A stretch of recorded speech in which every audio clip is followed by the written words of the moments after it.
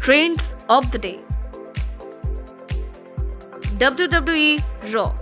The Miz finally managed to get one over Dexter Lumis as he is now richer than before. In their winner takes all match, the A-lister emerged as a surprising winner with some help from Bronson Reed Akajona.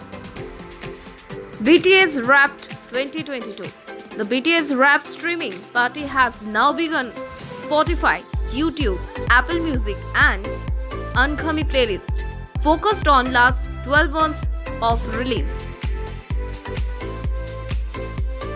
COVID.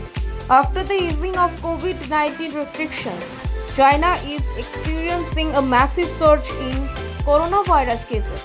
Hospitals are completely overwhelmed in China, reported Eric Feigending, an epidemiologist and health economist. Stock market India. Sensex crashes over 320 points as global recession concerns linger. The BSE Sensex index fell 326.51 points to 61,479.68 in early trade. And the border NSE NFT opened in the red. Law.